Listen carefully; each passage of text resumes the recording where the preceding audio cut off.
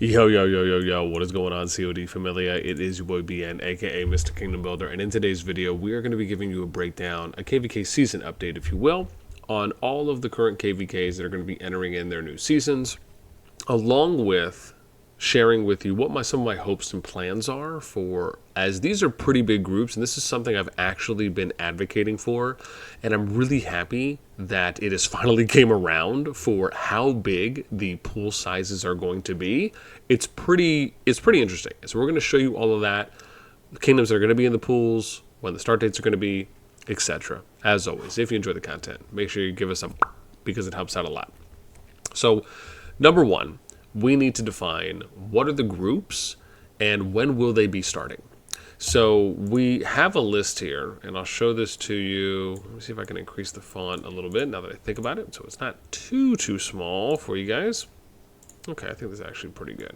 So I'm just going to move this over, and we'll show you this here. So you can see the timeline behind me, right, where it's showing you that the 30th for Home Realm is going to be starting. Again, this is with the exception of 289 to 292. So really this should be 293, and then I should probably do this to 20, and then there's 289 to 293, and we'll just say that's 4. Again, it's not combined. This is, we'll just say diff EOS.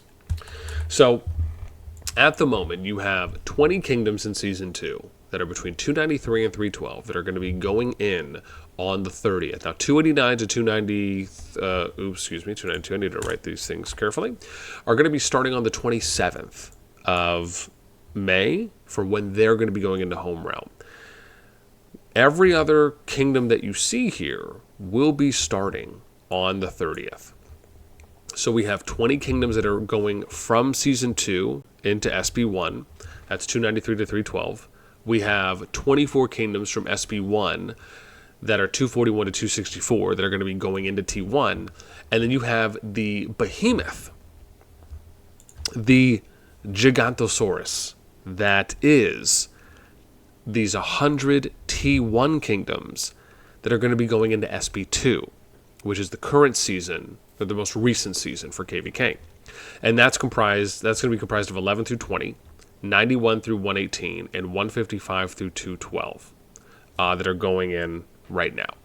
And you can see, right, how many there are for each of the breakdowns, and then 100 total. So you have collectively 148 kingdoms that by the 30th of May will be starting their next KVK season. That is a big, big number. Now, for some of you that are wondering, okay, well, boss, what is more exciting than that? Well, I'll tell you what's more exciting than that. And of course, this is all dependent on if I get enough free time to do this, which I'm hoping I will. Because there's a big thing here, we're going to talk about it in a moment, that is very different in this KVK season update versus previous ones. And I'm going to tell you about that in a sec. So what I want to do, though, is I want to go over here and share with you, right, one of the big group stat breakdowns I love doing for large pools of kingdoms that are going to be going into a KVK. And you may recognize this because I've done this a number of times, usually for the KVK groups that are in the most recent season. As you can see here, we did this for SB2, which we just OGly named S2+++, because it makes sense to some of us. Did not mean to rhyme there, but I'm a killer. Okay, so what this is basically where I took all the kingdoms and all the alliances, once they're able to be shown where players are in particular kingdoms after the summary phase hits. Excuse me. And I compile all of it, and I break it down for you in a kind of nice, easy public interface that anyone can access. And so here we basically show you off kind of like what the power breakdowns are for each of the kingdoms, where their rank is relative to the kingdoms that are in that group.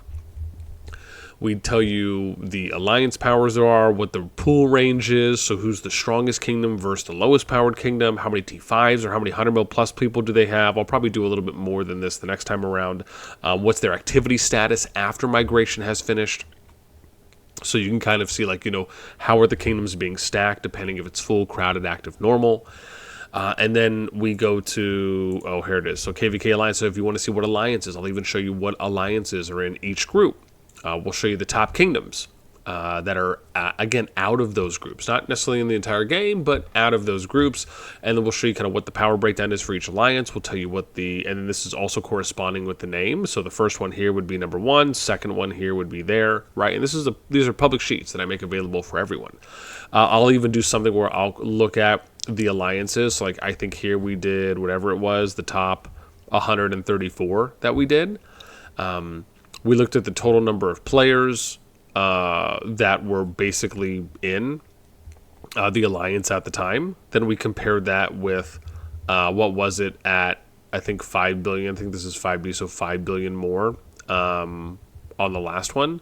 So, or sorry, this is SB2, right? So how many people were 5 billion and above, right? So if you were in an alliance 5 billion above, what was that? And so this is something I'm going to like compare next season as well with this particular group, depending on how many are in here, just to see, does that number increase, decrease, like little things like that. We showed off personal power, right? So if you want to see the players, I don't even know how far down this goes. If it's like 4, yeah, so you can see here, right, there's, what did we have? 362 players at 100 mil plus. In T1, this was the last season, there was 189 at 100 mil plus. So almost double, right? A little bit less than double that it's happened now. So like just little interesting tidbits, right? But this is basically me showing you something that I love to do. Now, I want to talk about what is that big main difference that I was mentioning before. Now, me saying all of that is to indicate that I'd love to do that again for these 3 groups. Again, as long as time allows.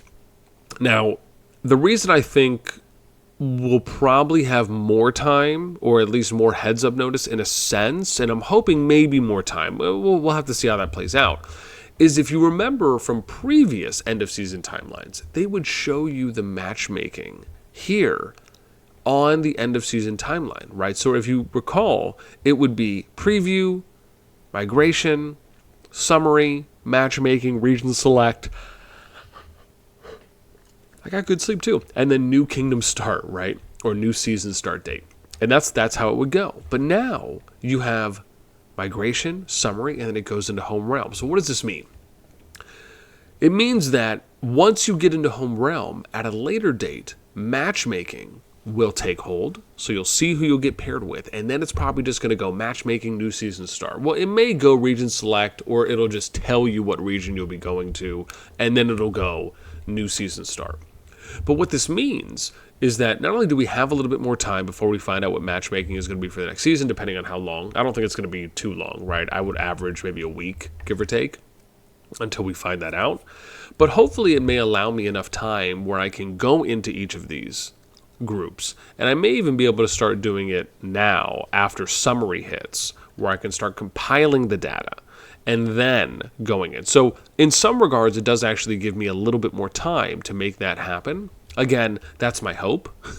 We'll have to see how that plays out. But the fact that we are getting larger pools of kingdoms in KVK groups prior to the matchmaking and those groups being announced is nice, right? That's something I've mentioned a lot before, which is that it would be great if the pools were bigger, because if the pools are bigger, it means that now there's a lot more diversity and a lot more customization, a lot of matchup variances that you can get because you have a larger number of alliances that can pair with others compared to, you know, again, I'm sure how the SB2 group feels, which is that they just haven't got a lot of new kingdoms and therefore no really new alliances in their group. So, you know, they're on their, third cycle now of basic, I think third or fourth cycle of getting paired and kind of mix and matching between them, right, between that pool.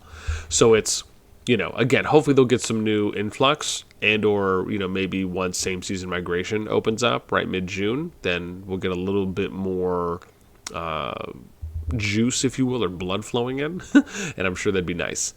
However, with that in mind, I'd love to hear your thoughts, right? Would you like to see me do that KVK group stats preview for each of these three groups? Anything else that you'd like for me to maybe touch on leading up to when matchmaking is announced? I already have plans to do stuff for home realms, home kingdoms, so I already have some ideas there. But again, let me know what you guys think. Do you like that we're getting larger pools of kingdoms? going into, right, that could be matched for those KVK pairings? Or did you like the previous system where, you know what, it was just it was like one or two big groups, but then everyone else was like a really small batch? Let me know what you guys think and your thoughts in the comments down below. That's going to do it for me. As always, until next time, I'll catch y'all later.